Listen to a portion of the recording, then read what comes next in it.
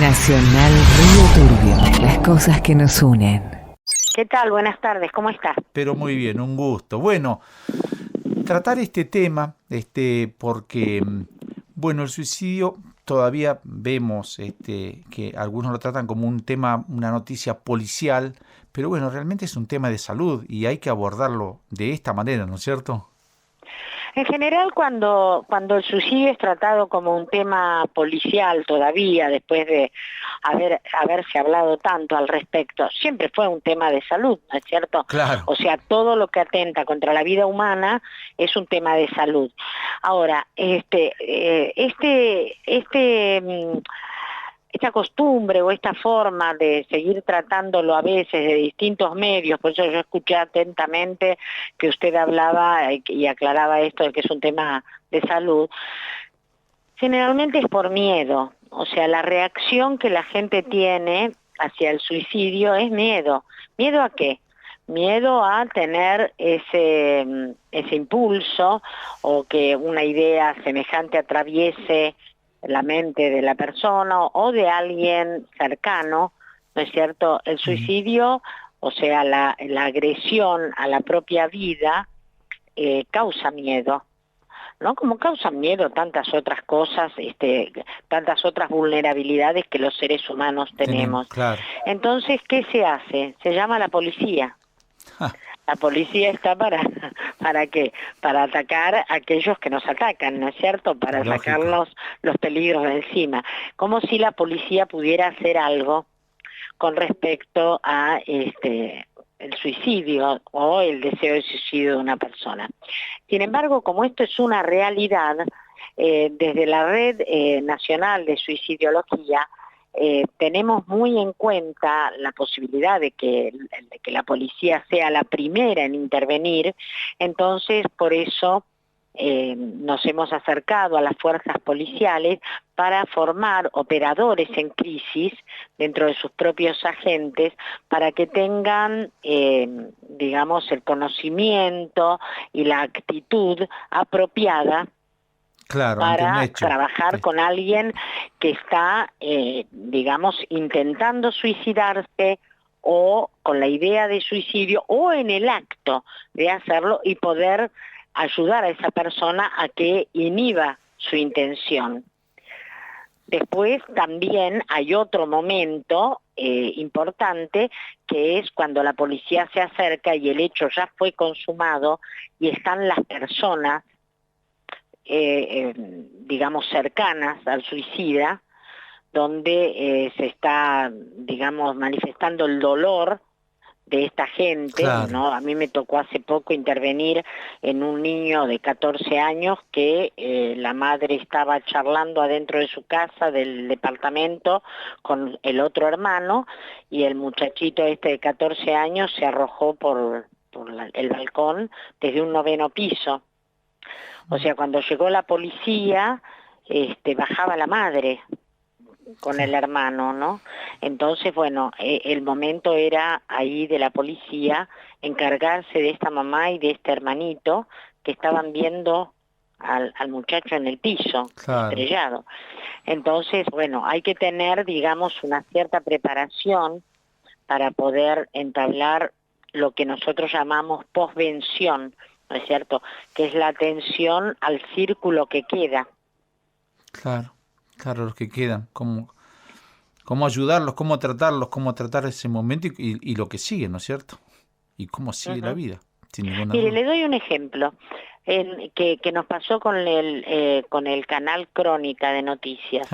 En un momento dado, en una escuela de un barrio porteño, un niño se suicida. Niño de 13 años se cuelga en el baño. Y bueno, todas las cámaras de este canal, por ejemplo, calculo que deben haber habido otras, yo no lo vi en vivo y en directo, sino que de esto me entero después, las cámaras del canal van a el lugar del hecho.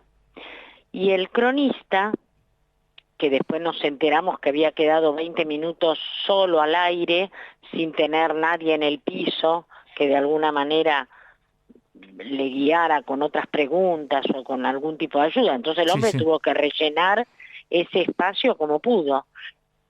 Y entonces dice, bueno, habrá que averiguar en el colegio cómo eran los compañeros con este chico, porque verdaderamente si sufría bullying, si los compañeros lo acogían, como que lo recibían en sus casas, si eran, o sea, él empezó a disparar culpas. Claro. ¿Me entiende? Gravísimo.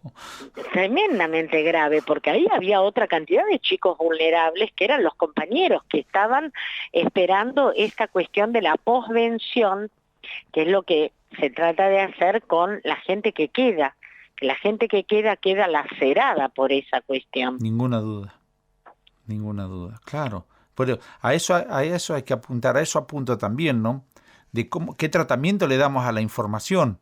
Está bien, hay prioridades y todo, pero hay temas, y en este caso, sí, son capaces, para rellenar capaz que hasta dan el nombre de la criatura y la familia se entera por la televisión. Es gravísimo. Sí.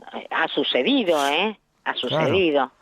Ha sucedido, tal es así que el ente que es de la Defensoría de la Comunicación, no recuerdo bien el nombre ahora, que está con esta Miriam Lewin, una periodista, colega de ustedes, ella nos recibe muy atentamente, ese lugar nos ha dado un espacio para que nosotros llamemos la atención del ente sobre cosas como estas de crónica, ¿no?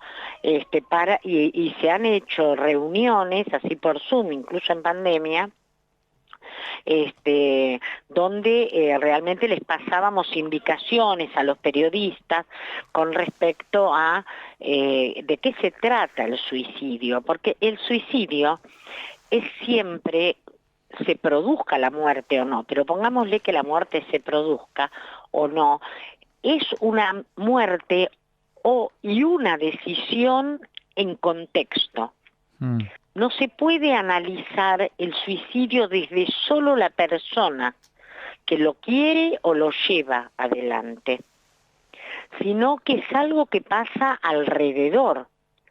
Por eso es tan importante en la prevención, digamos, estar alrededor de la persona.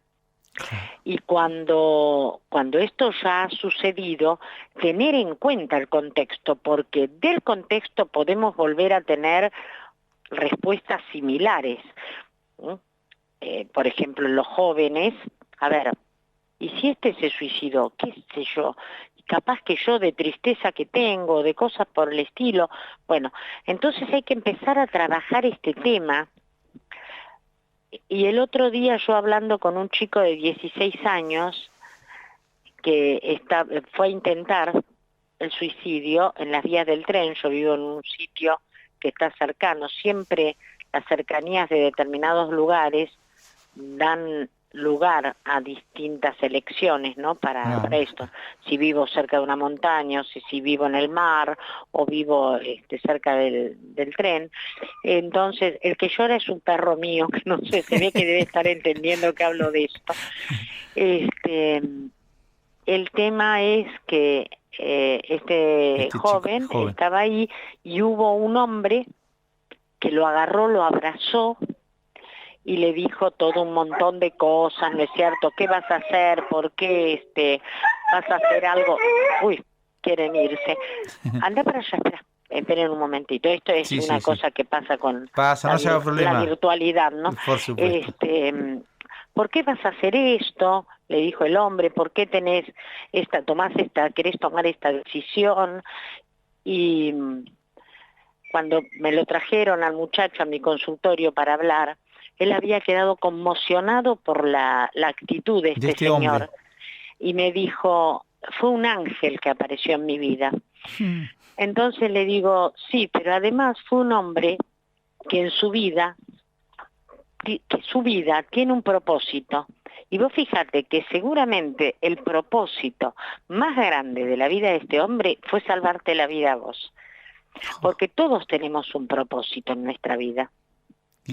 Qué bueno lo que está diciendo. ¿No? Y este tema me parece sumamente importante cada vez que tengamos que tratar con personas que estén cursando, por ejemplo, momentos de depresión, momentos de soledad, momentos de enfermedad, momentos de pérdidas, de duelos, incluso personas que tengan la desgracia de tener una adicción, ya sea a sustancias, a bebida, a juego, que los aleja de su círculo afectivo, porque las adicciones se han demonizado de tal manera y también se han, digamos, se les ha dado carácter policial. Cuando una persona adicta es una persona enferma, no un delincuente. Claro. ¿No? Entonces todas estas personas son personas vulnerables y que pueblan los intentos de suicidio. Ah, bien. Y trabajar desde el propósito de la existencia, todo tiene un propósito en el universo. Si los mosquitos tienen un propósito, las moscas tienen el propósito de desarmar los desechos, los hongos tienen un propósito importantísimo, tal es así que en las ciencias naturales hay un reino, el reino fungi, que es el reino de los hongos, que tienen una importancia extrema en el desarrollo de la naturaleza. Cada uno de nosotros también tenemos un propósito. Claro. Bien, bien. Y muchas veces el suicidio se produce por falta de sentido existencial. ¿Qué sentido tiene que yo esté vivo? Si no le importo a nadie.